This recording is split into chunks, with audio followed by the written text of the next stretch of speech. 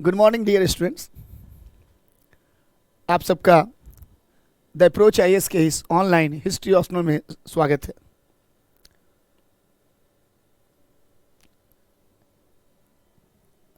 जैसे कि आपको पता है, हम लोगों ने पिछले दो जो क्लासेज हुई उसमें हमने आंसर राइटिंग मेंस में कैसे लिखा जाता है इसे बताया। फिर हमने बताया किस प्रकार से शब्द सीमा का पालन करना है, किस प्रकार से जो शब्दावली होते हैं प्रश्न के अंतर्गत अंतर्निहित, समाहित, इंक्लूड, उसका भी विश्लेषण किया। फिर हमने यह भी बताया कि किस प्रकार से निष्कर्ष और भूमिका को लिखे जाने की आवश्यकता है। फिर मैंने आपको क्वेश्चनों के माध्यम से, उदाहरणों के माध्यम से भी समझाया कि कैसे क्या करना है। इन सब से इतर जाकर व्यवहारिक जीवन में कुछ उदाहरणों को लेकर हमने प्रश्नों के माध्यम से भी समझाने का प्रयास किया। अगर आप उतना काम कर लेते हो तो मैं इतना आश्वस्त हूं आपकी ओर से कि आप बेहतर कर सकते हो। एक बेहतर आंसर राइटिंग आपके द्वारा निकल कर आएगा सामने। लेकिन सबसे महत्वपूर्ण चीज़ यह है कि आपको, चाहे आप किसी भी शहर हो, गांव में हो, आपको यह ध्यान देने की आवश्यकता है कि एक तो डरना नहीं है ज़्यादा। ये जो हवा बना दिया गया है आंसर राइटिंग का, उस हवा से निकल जाओ। जैसे मैंने कई बार बताया कि मेरे समय आंसर राइटिंग नहीं होते थे, अलग से क्लास में मास्टर देते थे, टीचर देते थे, गुरु लोग देते थे, हमने लिखा दिखाया। यानी हवा से बाहर निकलिए, कोई परेशान नहीं होना है आपको। एकदम मैं बता रहा हूं, आपको डराया जाता है आपको। अब इसका मतलब ये भी नहीं कि आना ही नहीं चाहिए आंसर राइटिंग। पहले ज्ञान जरूरी है, एक ज्ञान का एक विश्लेषण, तथ्यात्मक, सब बता ही चुका हूं मैं कई बार। और दूसरा चीज जो मैं बताना चाहता हूं आपको, अपने से प्रयास कीजिए। रेडीमेड के चक्कर में मत पड़िए कि गुरुजी आंसर राइटिंग करवा देंगे, फॉर्मेटिंग करवा देंगे। अरे मैं तो सब कुछ करवा दूं, लेकिन ना करा पाऊं तो क्या होगा? आप इतने योग्य हो कि मुझे विश्वास है कि आप अच्छा करोगे इस आंसर राइटिंग के द्वारा। अब हमने पिछले बार पढ़ा कि एक मध्यकालीन इतिहास की विशेषताएं क्या होनी चाहिए। जब तुर्क भारत में आए तो जो इन्होंने इतिहास लिखा उसकी विशेषताएं क्या थी। अब हम सबसे पहला देखते हैं, जहां से अक्सर सवाल पूछता है, वो है कलहण। एक खूबसूरत कैरेक्टर और राज तरंगणी। देखिएगा, इतिहास में सवाल वही पूछता है जो महत्वपूर्ण होता है ऐतिहासिक दृष्टि से और जिसकी प्रासंगिकता भी हो। यह कलहन था कौन? आप बहुत बार सुने होंगे, लेकिन कभी इतना नहीं सुने थे कि सर बताएंगे हमें, और इसके बारे में एक अलग से सवाल आता है, क्या ये इतना महत्वपूर्ण है? हमने कहा कि कुछ व्यक्ति हो, पात्र हो या पुस्तक हो, उसका जीवन में आप न चाहते हुए भी अपने आप महत्व रखता है।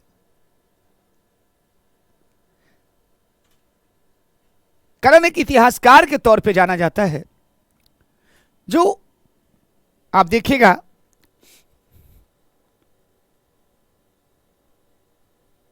जो इस कश्मीर के इतिहास पर एक पुस्तक की रचना की। वहां का शासक था वंश, लोहार वंश। हालांकि कश्मीर में कारकोट वंश भी था, लोहार भी था, उत्कल भी था, लेकिन सबसे मेन लोहार वंश। और इस वंश का जो शासक है एक हर्ष, यह हर्ष के दरबार का है। यह प्रथम इतिहासकार है मध्यकालीन भारत का। सुनना ध्यान से, मत समझना भगवत कथा उवाच, बाद में फॉर्मेटिंग करवा देंगे। यह मध्यकालीन भारत का प्रथम इतिहासकार है जिसने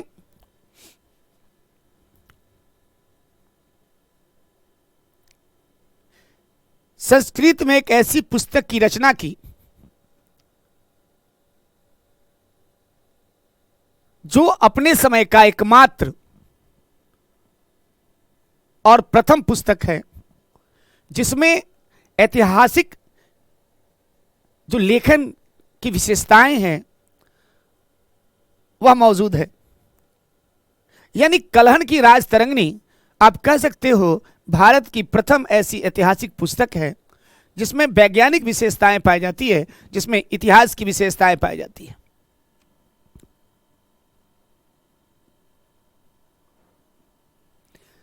अब मेरा एक सवाल है आपसे,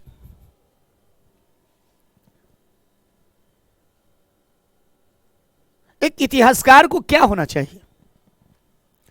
एक इतिहासकार के तौर पे क्या विशेषताएं होनी चाहिए? एक इतिहासकार है, जैसे मैं तो इतिहासकार नहीं हूं, लेकिन मेरा तो काम विश्लेषण करना है बस। जैसे मैंने कहा कि कलहन की राजतरंगिणी या कलहन अपने समय का पहला और एकमात्र व्यक्ति था जिसने इतिहासकार के तौर पे उन सभी चीजों को शामिल करने का प्रयास किया जो एक इतिहासकार के अंदर होना चाहिए। उसकी राजतरंगिणी में प्रथम बार जो ऐतिहासिक विश्लेषण होता है, जो विशेषताएं पाई जाती है, वो प्रथम बार समाहित किया गया। उसने कश्मीर के इतिहास को कल्प युग मतलब प्राचीन काल से उठाकर कहां तक लाया? उसने पूर्व मध्यकाल तक ले आया, मध्यकाल तक ले आया, 1148-49 तक ले आया। अब सोचो जरा, उसने कश्मीर के जो इतिहास को लिखा, उसने उस काल के बारे में बताने का प्रयास किया जिस युग में वो रह रहा था। उस युग को उसने समझने का प्रयास किया। बहुत ही रोचक और पैनी तरीके से, बड़ी सटीकता से उसने उस युग को समझा और उसकी व्याख्या किया। बड़ा आसान नहीं होता। आप जिस युग में रहते हो, सबको लगता है कि मैं बहुत बेहतर समझता। आप किसी व्यक्ति से मिलना, जैसे कई बार मैं कई लोगों से मिला, कुछ लोगों को छोड़कर, तो लगा कि वो पीएम के पद से कम है ही नहीं। वो तो भारत का प्रधानमंत्री है। फिर प्रधानमंत्री क्या करेगा? फिर मैं कई लोगों से मिला तो बोला, अरे यार, हमें समझना इतना आसान नहीं है, जितना समझोगे उतना डूब जाओगे। हम बोले तो शायर हो गया, मतलब आप इतने बड़े महान हो, आप कार्ल मार्क्स हो, आप रिसर्चर हो कि मैं आप पे रिसर्च करूं? आप रिसर्च के कोई कंपोनेंट हो, कोई वस्तु हो? इतने बड़े आदमी हो तुम ना। ये तो शायर कभी, और ये जो है इतिहासकार का काम है यार, ये आपका काम नहीं है। मतलब ये इतना बड़ा, इतना महान, मतलब अपने युग की बात कर रहा हूं मैं, इनके युग की, किसने जिस युग में वो रह रहा है उस युग को समझने का प्रयास किया और बहुत ही सटीक तरीके से, सटीकता के साथ, एक पैनापन तरीके से, एक पैनी तरीके से चीजों को प्रस्तुत करने का प्रयास किया, व्याख्यायित करने का प्रयास किया। कौन? कलहन। और वो भी कहां पे? अपनी राजतरंगिणी में। संस्कृत की पुस्तक थी। अब आप एक सवाल बताओ, आप आईएएस के इंटरव्यू में गए, हमने कहा ये बहुत छोटा टॉपिक जरूर है, लगातार आईएएस में आया है, लेकिन आपसे मैं पूछता हूं कि एक विशेषताएं क्या होनी चाहिए एक इतिहासकार में? बताइए। ये इंटरव्यू का सवाल है कि इतिहासकार के अंदर क्या विशेषताएं होनी चाहिए। देखिए, एक इतिहासकार को सबसे पहला होना चाहिए निष्पक्ष।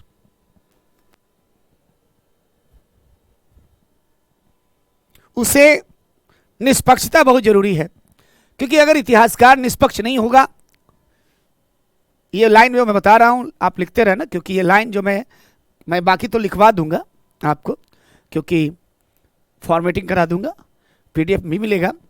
ये जरूर लिख लेना कि एक इतिहासकार को निष्पक्ष होना चाहिए। जैसे हर्ष के काल की बात बता रहा हूं। उनका एक दरबारी थे, हर्षवर्धन की बात बता रहा हूं मैं, ये हर्ष की बात नहीं। तो उसने जो कन्नौज और थानेश्वर पे शासन किया, तो उसका एक दरबारी था हर्ष, जिसने हर्षचरित लिखा, कादंबरी लिखा, नाम था बाणभट्ट। बाणभट्ट ने लिखा कि एक जगह संस्कृत के श्लोक में कि हर्षवर्धन ने शिव के दर्प को चूर चूर कर दिया। शिव को घमंड भी है, मतलब शिव को घमंड है। अरे घमंड किसको होता है? जिसको अपने सीमाएं और अपने मर्यादा का ज्ञान नहीं होता है। घमंड उसे होता है जो अपनी सीमाओं को भी जानता है। उसे क्या घमंड होगा? जो असीमित हो उसको क्या घमंड होगा? आप बताओ, कुछ भी लिख दियोगे। आईएएस में क्वेश्चन आया, हर्ष महान था लेकिन बाणभट्ट ने हर्ष को और भी महान बना दिया। क्या कोई व्यक्ति इतना महान होता है? क्या किसी राइटर में इतनी शक्ति है, इतनी क्षमता, दक्षता होती है कि वो किसी व्यक्ति को महान से महानतम बना दे? ऐसा नहीं। हाँ, आप ये कह सकते हो कि कोई व्यक्ति है तो आप उस व्यक्ति के जो उपलब्धियां हैं, कार्य है, उसको एक सीमा तक जाकर आप प्रस्तुत किया जा सकता है। उसकी उपलब्धियों को आप बहुत ज़्यादा होगा बढ़ा चढ़ा के एक सीमा तक बता सकते हो, इतना नहीं बता सकते, इतना नहीं कर सकते कि आप उसे महान से महानतम बना दो, महानतर बना दो। तो हर एक इतिहासकार की सबसे पहली विशेषता निष्पक्ष, जाति, धर्म, क्षेत्र, संप्रदाय उन्मुक्त।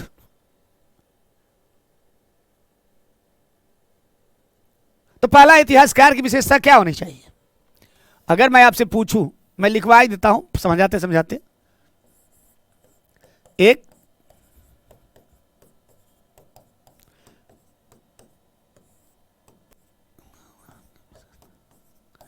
चूंकि कलहन की राज तरंगिणी में है, वो बताना पड़ेगा ना। पहला क्या है? निष्पक्षता। किससे? जाति से, धर्म से, क्षेत्र से, लिंग से, आदि से। दूसरा क्या है? किसी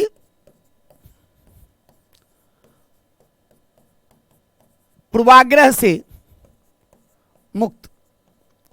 देखिए, कलहन की जो राज तरंगिणी है, मैं उसे केवल बता नहीं रहा हूं, आपका इंटरव्यू की तैयारी भी करवा रहा हूं। यहां से आते हैं सवाल इंटरव्यू में भी। किसी पूर्वाग्रह से मुक्त। अब आप बोलोगे सर ये पूर्वाग्रह मतलब क्या होता है? एक शब्द आता है हठ धर्मिता। हठ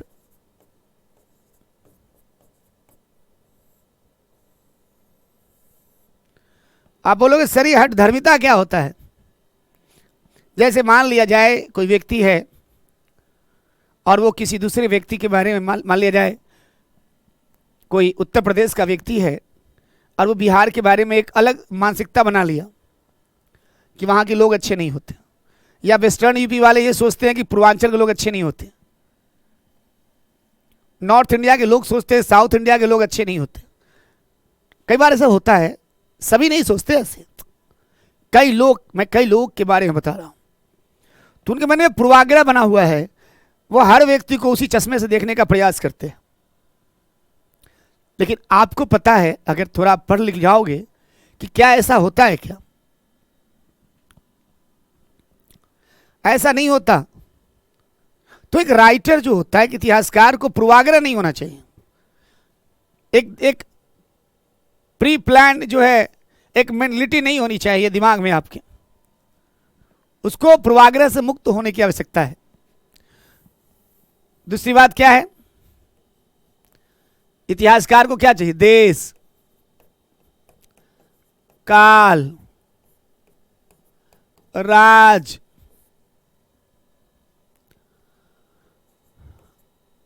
सभी से परिचित, मतलब इतिहासकार को आवश्यकता है कि वो क्या है, सबके बारे में जानकारी होनी चाहिए।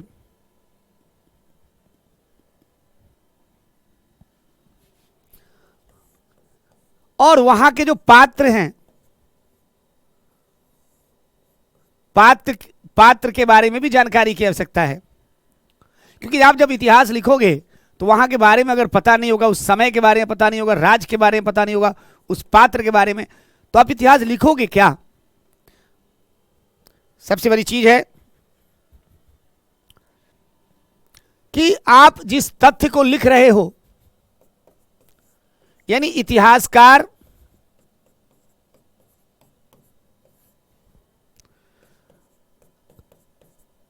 जिस तथ्य को लिख रहा है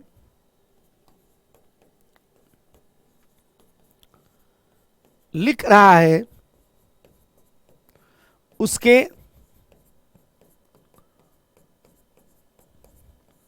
स्रोतों का भी उल्लेख। अब आप बोलोगे सर ये ऐसा क्यों होना चाहिए, तब तो हर आदमी इतिहासकार हो जाएगा। मान लिया आप इतिहास लिख रहे हो और आपने लिख दिया गांधी जी अच्छे आदमी नहीं थे, नाथूराम ने गोली मारा और सही किया, पूरा इतिहास ही बदल जाएगा। हर आदमी, जैसे मान लिया किसी विचारधारा के सरकार बन गई तो वो तो ऐसे ही इतिहास लिखवा देगा सबसे। नहीं, आपको प्रूफ देना होगा, आपको उन स्रोतों को बताने की आवश्यकता है। एक अच्छे इतिहासकार की विशेषता है कि आप जो लिख रहे हो उसके स्रोत का भी उल्लेख करो। जितना भी इतिहास की पुस्तक है उसके लास्ट में देखिएगा, किसी भी पुस्तक के लास्ट में दिया जाता है कि इस कहां से लिया गया। नहीं तो यार अगर वही ऑथेंटिक तभी तो कहलाएगा।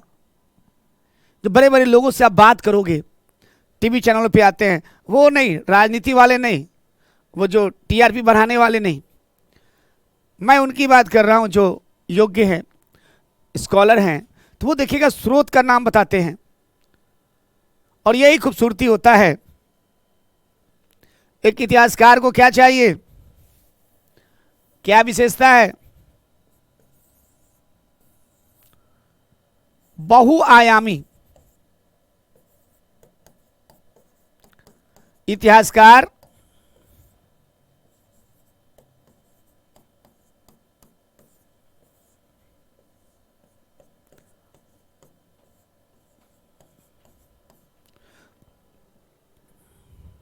बहुआयामी होता है, इतिहासकार मल्टी डायमेंशनल पर्सनालिटी। अब आप बोलोगे सर ये बहुआयामी कैसे, तो मैं हमेशा एक बात बताता हूं आपको, इतिहास ही एक ऐसा सब्जेक्ट है, आप मानो या ना मानो, जो सबसे ज्यादा मल्टी डायमेंशनल है।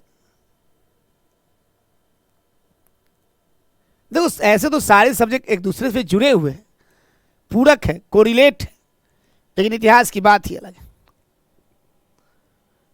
आप इतिहास पढ़ते हो तो उसमें समाज भी आ जाता है ना, यानी समाज आ गया तो क्या हुआ, सोशियोलॉजी का भी पार्ट बड़े पैमाने पर, धर्म भी आ गया, कल्चर,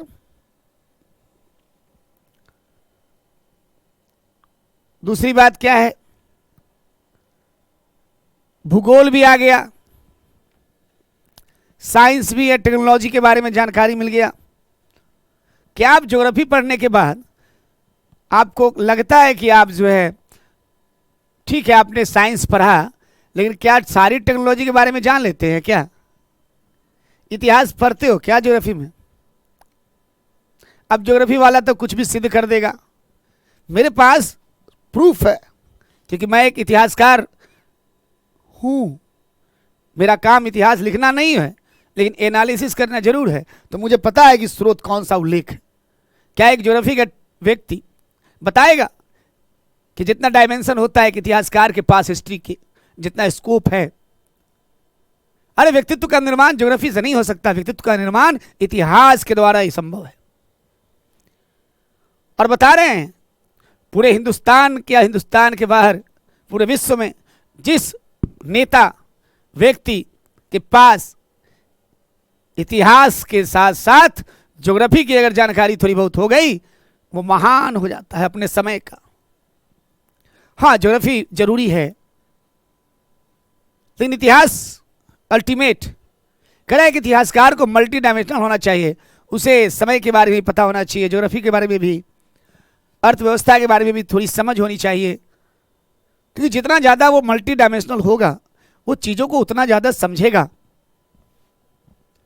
और जितना ज़्यादा समझेगा उतना अच्छा विश्लेषण और व्याख्या भी की जाएगी। और हमारे सामने जो इतिहास आएगा, एक इतिहासकार में क्या होना चाहिए, उसकी लेखनी में क्या है,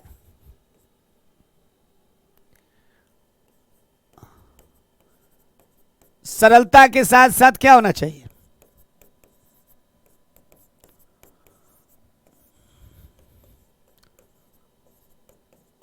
क्रमबद्धता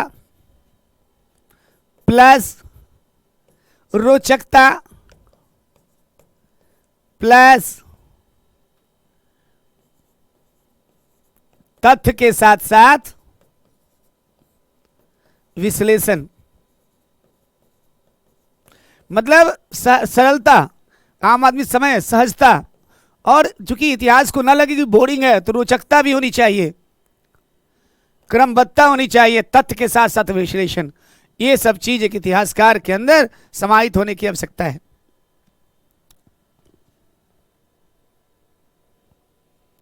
अब आपके सामने एक सवाल है। सवाल क्या है? जो कलहण है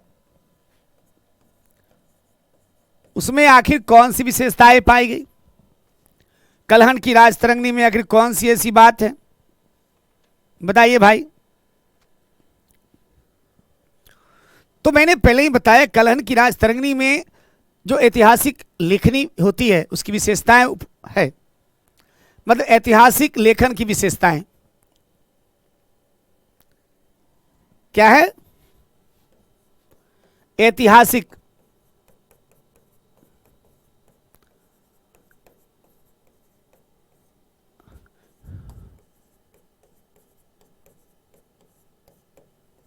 बेटा, एक कलहण की राजतरंगिणी में है क्या?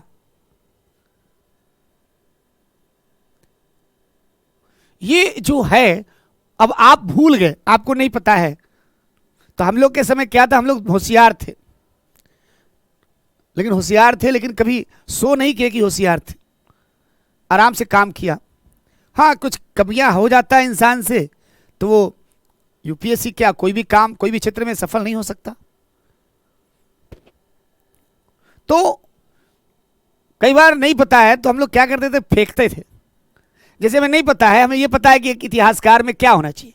मैंने कहा कि भारत का प्रथम ऐतिहासिक इतिहासकार है, या वैज्ञानिकता से युक्त इतिहासकार है। मध्यकाल में अगर एक सब ये सारी विशेषताएं हैं तो बहुत बड़ी बात है।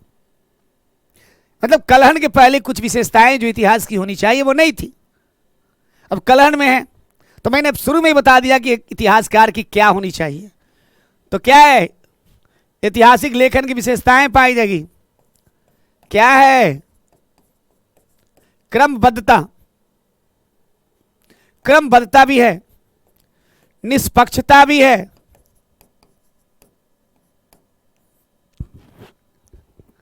यानी क्रमबद्ध भी है बेटा, ये निष्पक्ष भी है। और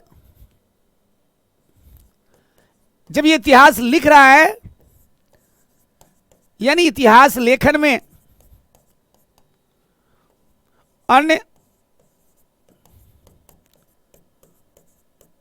स्रोतों का सहारा, इसने साहित्यिक स्रोत का भी सहारा लिया और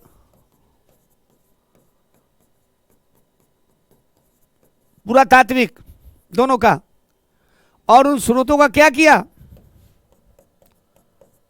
स्रोतों का उल्लेख भी किया। बताइए, क्या हम लोग एक इतिहासकार की विशेषताओं में नहीं पढ़े थे ये अभी? अगर एक इतिहासकार ज्यादातर साहित्य पर जोर देगा तो विज्ञान अछूता रह जाएगा, क्योंकि साहित्य में बढ़ा चढ़ा के लिखा जाता है। अब पुरातत्व में क्या है, कमियां उसमें भी है, लेकिन वो पुष्टि करती है। स्रोत के बारे में बता रहा है, यह है विशेषता। तिथियों का उल्लेख,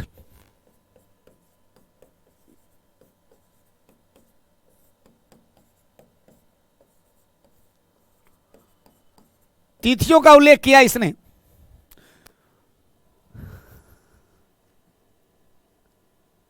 कल्हड़ ने क्या किया? कल्हड़ ने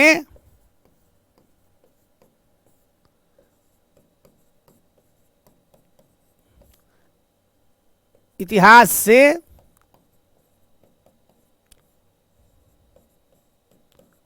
सबक लेने पर बल दिया,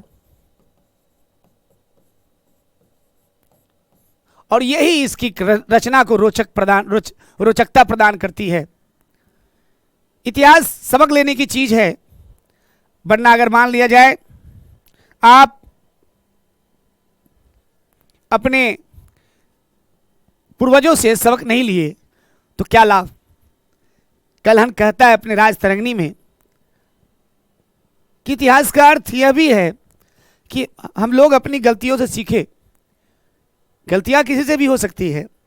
अगर हमारे पूर्वजों ने कोई गलती किया है तो उस गलती को एक्सेप्ट करना चाहिए। मैं कई बार पढ़ाता हूं तो हर तरीके के बच्चे होते हैं, लेकिन मेरा सौभाग्य है और प्रकृति का आशीर्वाद भी कि जब मैं इतिहास पढ़ाता हूं और बहुत सारे ऐसे बच्चे होते हैं जो अपनी पृष्ठभूमि के कारण, बैकग्राउंड के कारण, ये भारत के सामाजिक संरचना के कारण, उनका जो एजुकेशनल बैकग्राउंड है उसके कारण, शैक्षणिक पृष्ठभूमि या पारिवारिक पृष्ठभूमि या भारत की राजनीतिक या और वैचारिक पृष्ठभूमि, उनके कारण वो कई बार अपने मन में कुंठा पूर्वाग्रह से ग्रसित होते हैं। लेकिन मैं बच्चों को दोष नहीं देता, क्योंकि वो तो अबोध हैं, उन्हें तो ज्ञान ही नहीं है। हमारा प्रयास यही होता है, मैं हमेशा प्रयास करता हूं कि उन्हें मैं सही इतिहास बताऊं, और वो जो इतिहास पढ़ के जाए यहां से, वो अकेले ना जाए, इतिहास को अपने साथ ले जाए, और उसके कारण उसके परिवार, आसपास के लोग में एक अलग जगाए। यही मेरा उद्देश्य होता है।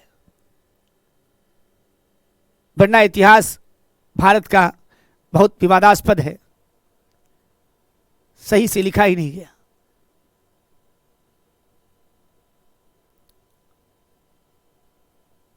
कई बार ब्राह्मण बच्चे होते हैं, मैं कितना भी समझा देता हूं, लेकिन वो मानने के लिए तैयार नहीं कि हमारे पूर्वजों ने कुछ कमियां थी, कुछ गलतियां किया, वो नहीं मानते। मैं अगर बोलता हूं कि पढ़ा लिखा वर्ग ब्राह्मण ही था, पढ़ने का काम इन्हें ही था, लेकिन इस वर्ग ने अन्य दूसरे वर्ग को, निचले वर्ग को पढ़ने नहीं दिया, ये पढ़ने के अधिकार से वंचित कर दिया, ये कमी थी और आपको लिखना पड़ेगा,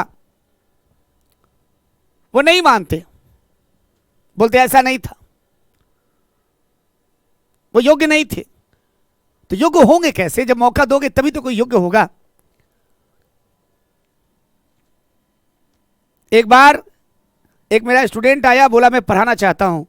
मैं बोला पीसीएस दो। बोला सर अटेम्प्ट खत्म हो गया। तो बोले पीसीएस में तो है। बोला लेकिन सर आर्थिक स्थिति बहुत दयनीय है, और मैं आईएएस में नहीं, मैं वनडे वगैरह में कहीं मौका दिला दो। मैं बोला आजकल बहुत प्रतिस्पर्धा है और नए लोगों को मौका कौन देगा। तो उसने एक लाइन जब बताया, एक स्टेटमेंट दिया, तो मैं बहुत हंसने लगा और बोला कि बात तो सही है। मार्मिक बात बताया उसने। बोला सर पहली बार आप भी तो मौका मिला होगा आपको भी। अगर उस समय मौका देने वाला व्यक्ति यह सोचता कि मैं मौका क्यों दूं, वो पुराने लोगों पर भरोसा करता, तो क्या आप आज यहां होते? मैं आप ही का शिष्य हूं और आप ही के बताए गए मार्ग से चलता हूं और आप ही की वाणी बोलने का प्रयास करता हूं। मैं बोला कोई बात नहीं, मैं मौका दूंगा। मैं अपने यहाँ मौका नहीं दे सकता था, हमारे यहाँ सारे सीनियर लोग थे, लेकिन भैया इसमें संभव ही नहीं है, मैं इतना ब्लंडर नहीं कर सकता। मैंने उसे काम दिलाया। कहने का तात्पर्य क्या है? कहने का तात्पर्य मेरा यह है कि आप क्या करते हो, एक पूर्वाग्रह से ग्रसित हो। कलहण ने क्या किया, हमें बताया, आने वाले शासक को बताया कि इतिहास का मतलब होता है गलतियों से सबक लेना।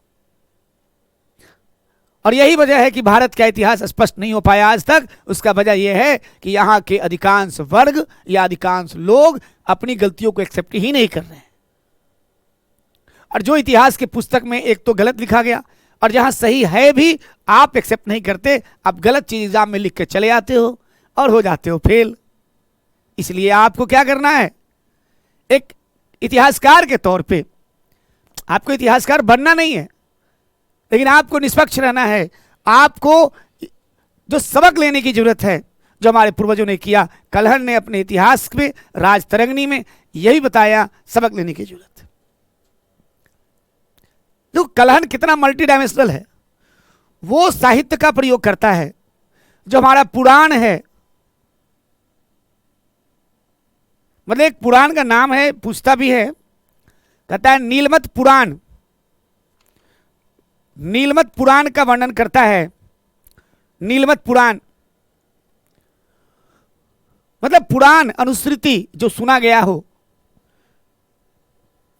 मंदिर के अभिलेख, मंदिरों का, अभिलेखों का, मतलब साहित्यिक, पुरातात्विक, सबका। अगर इसके अंदर थोड़ा सा भी पूर्वाग्रह होता या अहंकार होता तो ये किसी दूसरे का सहारा न लेकर आराम से लिखता। और यही नहीं, ये उल्लेख भी नहीं करता कि मैंने कहां से इन स्रोतों को लिया। कलहण की राजतरंगिणी क्यों महत्वपूर्ण है, कभी पूछा आपने अपने आप से? कलहण की राजतरंगिणी क्यों महत्वपूर्ण है? तो ये कलहण की राजतरंगिणी केवल राजतरंगिणी नहीं है, केवल इतिहास से सबक लेने का चीज नहीं है, केवल प्रथम वैज्ञानिक इतिहास की रचना नहीं है, बल्कि उसमें बताया गया है 11 शासकों के बारे में बताया गया है। उसमें आपको जान के बहुत आश्चर्य होगा। 11 शासक,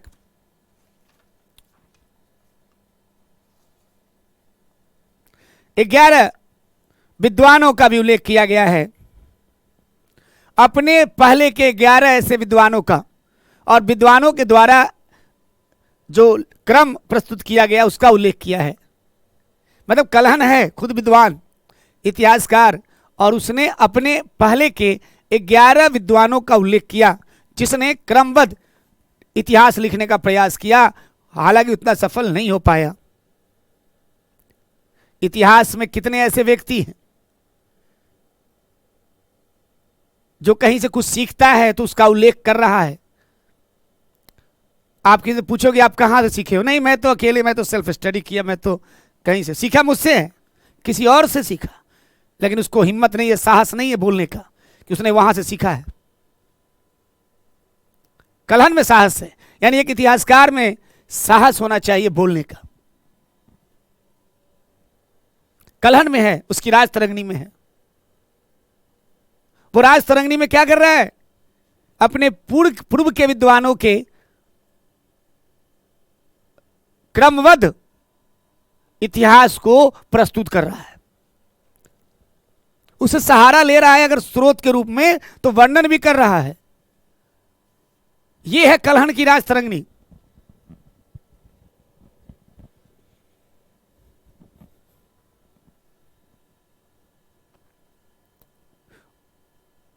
एक सबसे महत्वपूर्ण है, वो दरबार से संबंधित है। तो कई लोगों ने कहा कलहण को कि भैया दरबार से संबंधित है कलहण। दरबार समझते हैं? थोड़ा बैठ जाए, चलिए। वो दरबार से संबंधित है, राजनीति परिवार से संबंधित है। और जब व्यक्ति का संबंध राजनीति से होता है, राजा और उसके मंत्रियों को, उसके क्रियाकलापों को, गतिविधियों को जब कोई व्यक्ति बहुत गौर से देखता है तो राजनीति के प्रति एक अलग से विचार उत्पन्न होते हैं। बहुत सूक्ष्म रूप से पैनी दृष्टि रखकर वो लेखन करता है, रचना करता है। कलहन में भी यही गुण है। चूंकि वो दरबार से संबंधित है तो वो वर्णन करता है। वो प्रशस्ति परक इतिहास नहीं लिखता। कलहन कलहन ऐतिहासिक इतिहास लिखता है।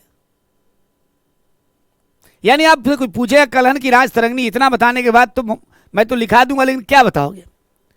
प्रथम ऐतिहासिक वैज्ञानिक पुस्तक, इतिहास के लगभग अनेक विशेषताओं को शामिल किया गया है।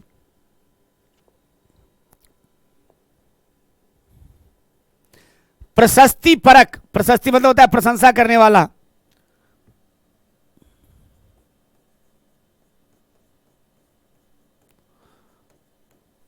शुद्धता बहुत जरूरी है। कहता है प्रशस्ति परक इतिहास लेखन के स्थान पर, कहता है प्रशस्ति परक इतिहास लेखन के स्थान पर कलहन ने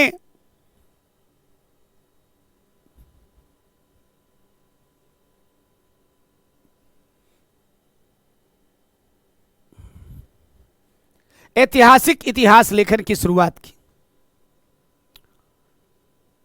बताइएगा उसके इतिहास लेखन में क्या है? निष्पक्षता भी है, क्रमबद्धता भी है। जो शैली का प्रयोग किया है वो भी अद्भुत है, अद्भुत।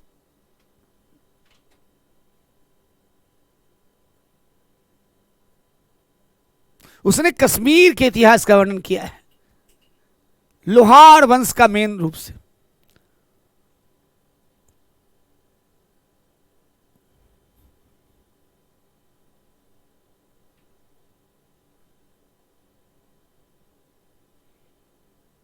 कलहन की राज तरंगिणी इतिहास से सबक लेने की भी चीज है। और ये जो है सबसे महत्वपूर्ण पक्ष है कलहन की राज तरंगिणी का। इससे पहले किसी ने भी इतना व्यवस्थित तरीके से क्रमबद्धता नहीं दिखाया, तिथियों का उल्लेख नहीं किया, किसी ने नहीं किया। भारत की किसी भी रचना में आप नहीं पाइएगा इतना व्यवस्थित जो है क्रमबद्धता और जो है तिथियों का उल्लेख।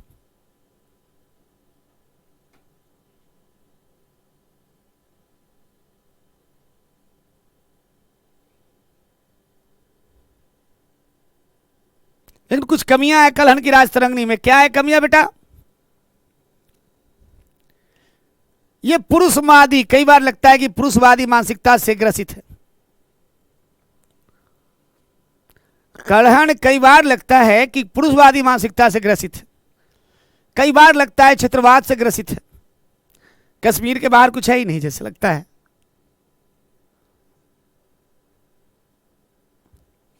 कई बार लगता है कलहन की जो राज तरंगिणी है उसमें क्षेत्रवाद है।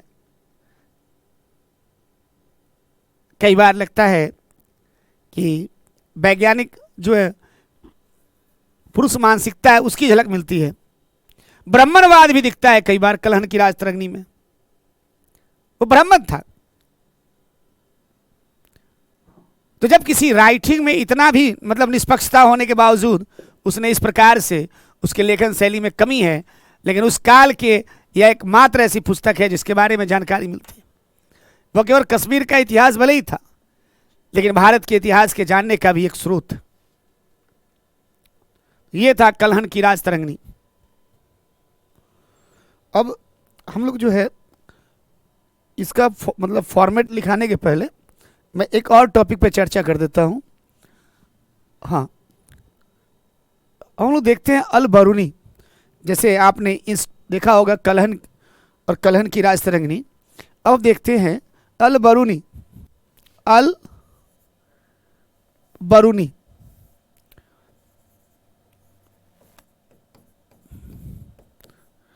और इसकी रचना थी किताबुल हिंद।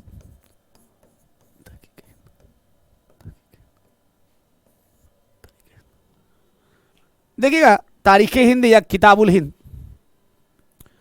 आप घबराना नहीं। अगर मान लिया जाए, कई बार अलवर्णी के जगह दे देगा अलवर्णी के पुस्तक के आधार पर, तो बात वही है ना, अलवर्णी की पुस्तक दे देगा तो वही बात है। ये जो है अलवर्णी कौन था? जब मोहम्मद गजनी इंडिया आया, गजनवी, जैसे उसके पूर्वज थे अल्पतकीन, सुप्तकीन, तो अलवर्णी उन्हीं के साथ आया था, मोहम्मद गजनी के साथ। गजनी जो है का जहाँ जहाँ जाता था तो वहाँ के विद्वान जो होते थे उनके साथ ले आता था। उसके साथ फिरदौसी भी आया था, और जिसने शहनामा लिखा।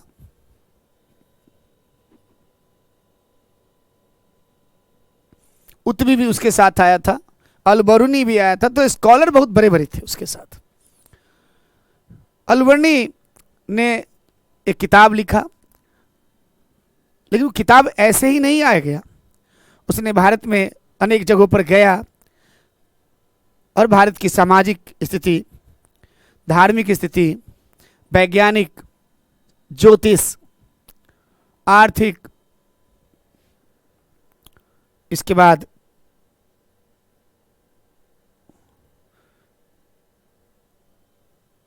सांस्कृतिक, मतलब उन जिन जिन स्थितियों को देखा, अनुभव किया, उसका उसने उल्लेख किया अपने ग्रंथ में। मतलब जिन चीजों को देखा, अनुभव किया, उसका उल्लेख किया अपने पुस्तक में। जब आप एक इतिहासकार के तौर पे बात करोगे अलबरूनी का, एक इतिहासकार के तौर पे क्या विशेषताएं थी इसकी, और एक है वर्णन क्या क्या किया, जैसे समाज का वर्णन, धर्म का,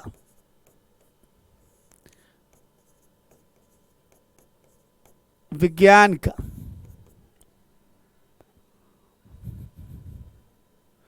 ज्योतिष का,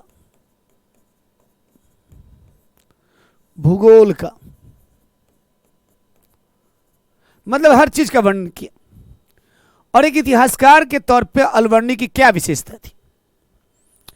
तो सबसे पहले अलवर्णी मध्य एशिया का था। तो कई बार जब बाहर का होता है कोई लेखक, तो वो अपने यहाँ के माहौल से जोड़ कर लिखता है, लेकिन वहाँ के होने के बावजूद बहुत ज़्यादा पूर्वाग्रह नहीं है। ऐसा तो हो ही नहीं सकता है कि उस समय के लेखक में कमियां ना हो, लेकिन बहुत ज़्यादा नहीं मिलेगा। मतलब पूर्वाग्रह कि भाई मैं वहाँ का हूँ, मैं यहाँ का इतिहास देख रहा हूँ।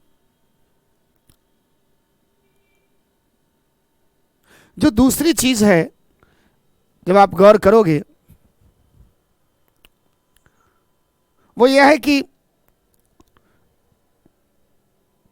ये भारतीय पंडितों से मिलता है, यहाँ के ब्राह्मणों से, यहाँ के संस्कृत के पुस्तक का अध्ययन करता है। यानी अध्ययन करने के पश्चात संस्कृत पुस्तकों का पंडितों से, ब्राह्मणों से मिलने के पश्चात तब जाकर लिखता है।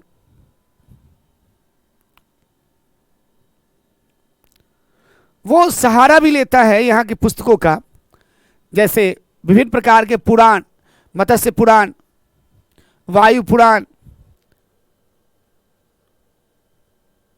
अग्नि पुराण, ये जो पुराण है उसका उल्लेख करता है, पढ़ता भी है, उल्लेख भी करता है कि भैया मैंने लिया यहां से।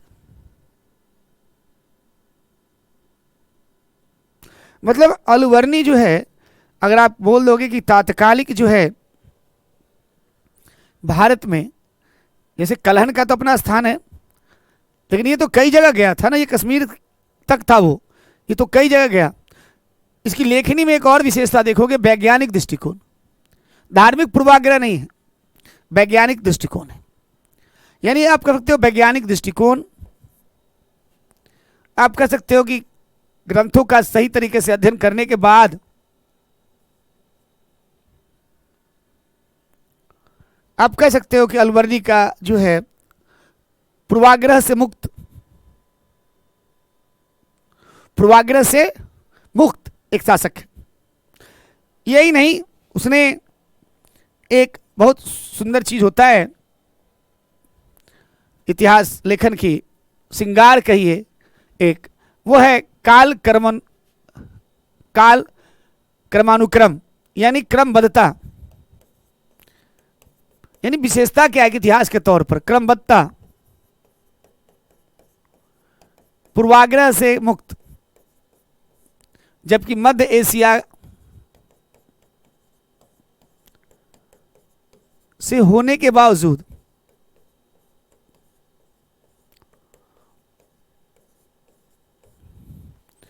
एक और बता सकते हो, तुलनात्मक आगम मतलब अप्रोच का प्रयोग, तुलनात्मक आगमों का प्रयोग। ये कंपैरेटिव हिस्ट्री लिखने का प्रयास करता है।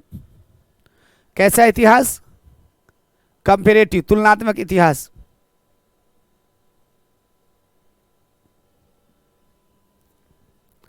एक और देखना आप, जब आप नीचे जाओगे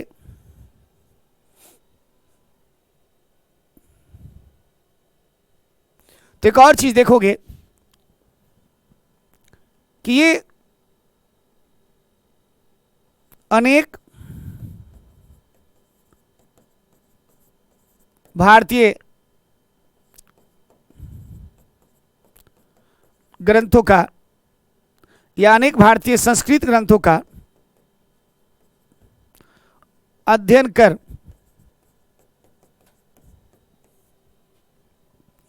इतिहास लिखने का प्रयास,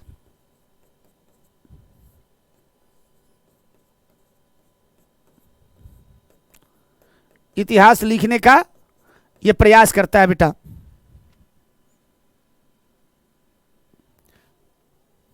जैसे फॉर एग्जाम्पल क्या है, अनेक पुराणों का प्रयोग इतिहास लेखन में,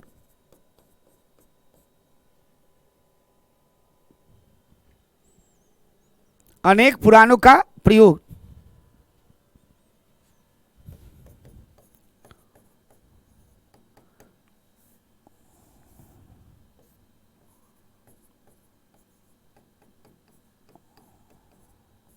वैज्ञानिक दृष्टिकोण, इसका मतलब क्या है?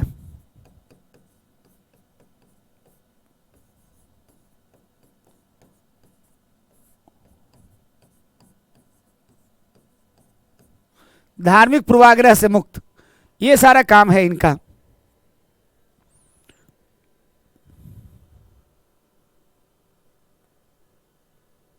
समझ रहे हैं? ये काम है इसका।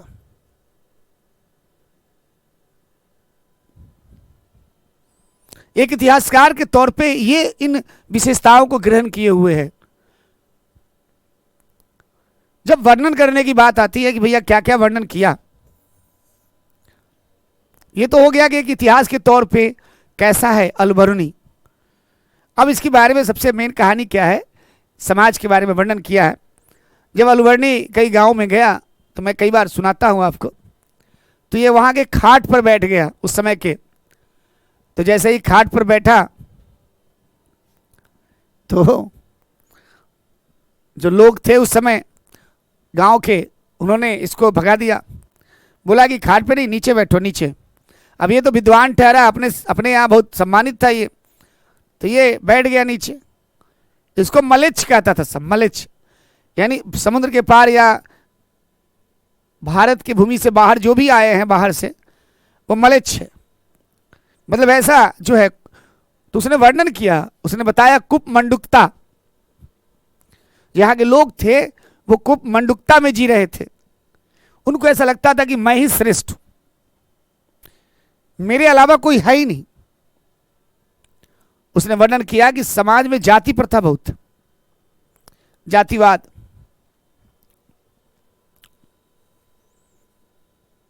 निम्न जाति के लोगों को अधिकार नहीं है, न पढ़ने का अधिकार था, न वेद सुनने का अधिकार, न पुराण सुनने का अधिकार। अगर कोई व्यक्ति निम्न वर्ग का शास्त्र अगर पढ़ लेता तो उसकी जिह्वा काट ली जाती थी। मतलब शास्त्र पढ़ने के बाद जिह्वा काट ली जाती थी। और कोई व्यक्ति है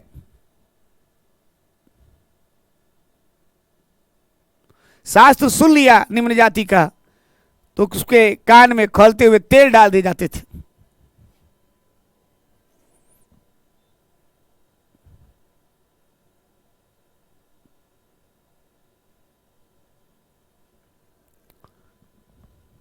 ये जो आप देख रहे हो अलबर्नी, उसने बताया कि समाज किस प्रकार से विखंडित समाज है। यहां एक चलन चल गया है, कोई निरप हमें क्या हानि, राजा कोई भी हो मुझे क्या फर्क पड़ता है।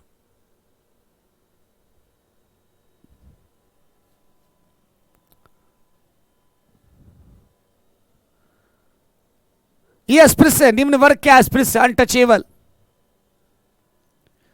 मतलब इनका क्या है, न तो पढ़ने का सुविधा है, न शिक्षा का अधिकार है, धार्मिक अधिकार है निम्न वर्ग को।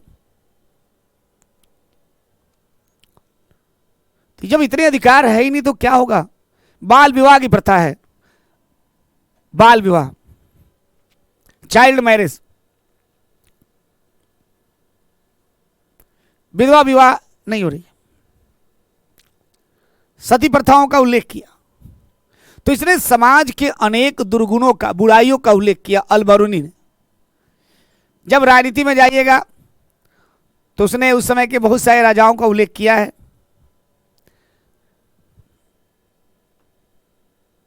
अच्छा, समाज में सब उल्लेख करता है, कास्ट वर्ग का उल्लेख नहीं करता। अलबर्नी जो है कास्ट भी थे उस समय, उसका उल्लेख ही नहीं करता ये।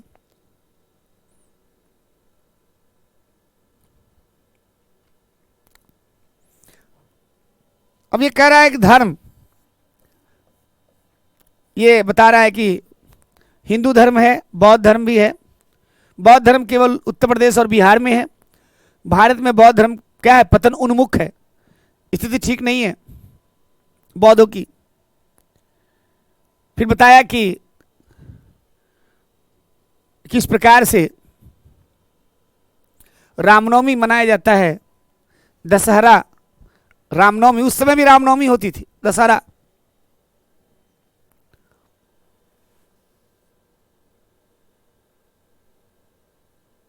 लेकिन इसने धर्म के अंतर्गत दक्षिण भारत में जो शैव और वैष्णव दोनों में संघर्ष होता था उसका उल्लेख नहीं किया। मतलब इसने शैव और वैष्णव का उल्लेख नहीं किया। किसने? अलबरूनी ने। त्योहारों का उल्लेख कर रहा है, जुलूसों का उल्लेख कर रहा है, बौद्ध धर्म का भी उल्लेख कर रहा है। जब विज्ञान में जाइएगा तो विज्ञान में कह रहा है कि भारत जो है ठीक है, भारत पूर्व में विज्ञान से बहुत ज़्यादा क्या था, मजबूत था, तकनीकी यहाँ पे विकास थी। लेकिन ये कहता क्या है कि भारतीय विज्ञान जो है वो इतना मजबूत नहीं है।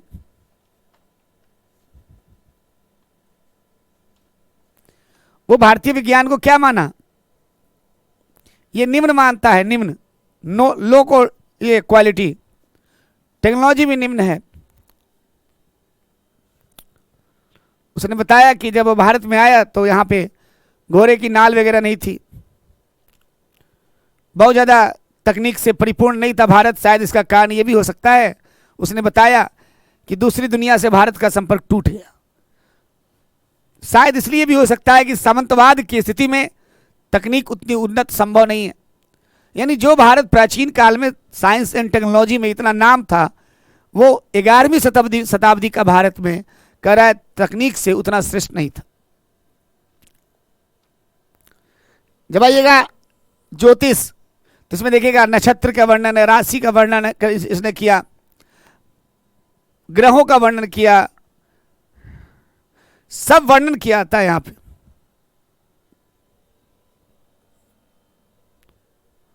भूगोल के बारे में इसने बताया। देखिए है तो बहुत सारा, लेकिन बहुत ज्यादा आप लिख नहीं पाओगे। कि भारत समुद्र का एक हिस्सा था और बाद में उत्क्षेपित होने के कारण एक भाग नीचे है ऊपर, ऐसे भारत का निर्माण हुआ। यहाँ के मौसम के बारे में, जलवायु के बारे में, सबके बारे में बताया इसने।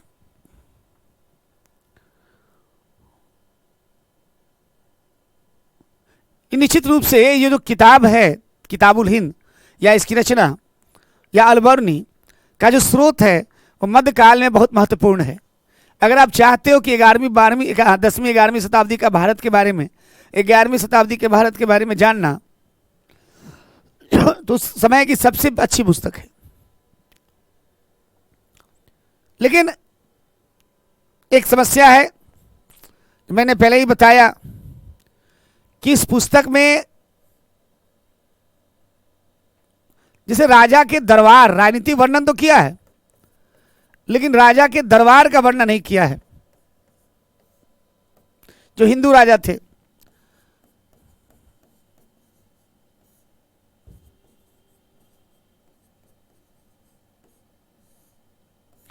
इसने राजस्व व्यवस्था के बारे में वर्णन नहीं किया, राजा के बारे में नहीं वर्णन किया, उसके दरबार के बारे में बहुत ज्यादा वर्णन नहीं किया। दूसरा मैंने बताया धार्मिक पूर्वाग्रह। ये कई बार, हालांकि ऐसा है नहीं, बहुत कम, लेकिन ये भी एक कमी है कि कई बार दिखाया कि इस्लाम के परिप्रेक्ष्य में इसने बताया। एक और चीज है, इसने समाज में कास्ट वर्ग का उल्लेख नहीं किया। धर्म का जब व्याख्या किया तो दक्षिण भारत के उस समय बहुत बड़ा इशू था अलवार और नैनार का युद्ध, आपसी संघर्ष होता रहता था।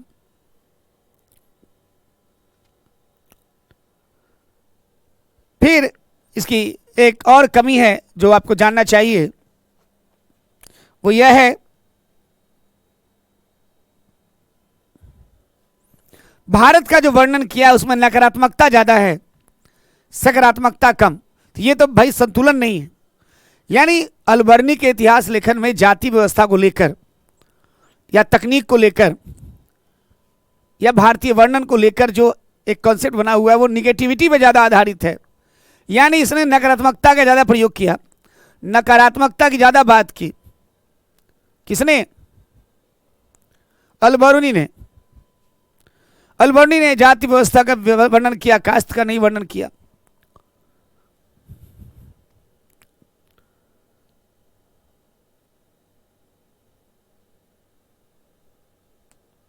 तो इस प्रकार से अगर आप देखोगे, चाहे आप ये देख लोगे, अलबर्नी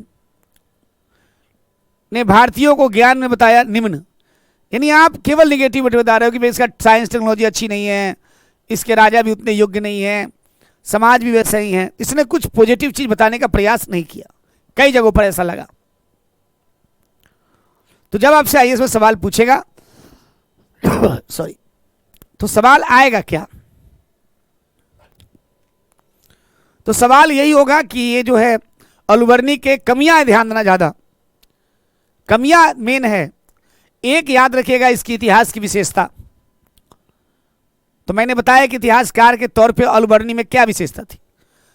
मध्य एशिया में है, फिर भी धार्मिक प्रभाव है, फिर भी पूर्वाग्रह, धार्मिक पूर्वाग्रह से मुक्त, किसी प्रकार का पूर्वाग्रह से मुक्त, वैज्ञानिक दृष्टिकोण, क्रमबद्धता है, निष्पक्षता है, कहीं कहीं मिल रहा है अपवाद स्वरूप, कोई दिक्कत नहीं। तुलनात्मक आगमों का प्रयोग है, कंपेयर करके बता रहा है, कंपेयर अप्रोच या हाँ, जो कंपेयर करके बता रहा है दृष्टिकोण। सबसे बड़ी बात इतिहासकार के तौर पे मैंने बताया कि अलबर्नी क्या है, भारत के भारतीय ग्रंथों का अध्ययन करने के बाद छानबीन करके लिखता है, वो ऐसे नहीं लिख देता है, छानबीन करता है, विश्लेषण कर रहा है। मैंने कमियां बताया बहुत सारा, जैसे उसने नकारात्मकता का ज्यादा वर्णन किया है, सकारात्मकता का कम किया है, जबकि समाज में दोनों चीजें होती है, किसी देश में दोनों चीज पाई जाएगी। उसने जाति का वर्णन किया है लेकिन कास्ट का वर्णन नहीं किया है। जब बताइएगा उसने बताया है कि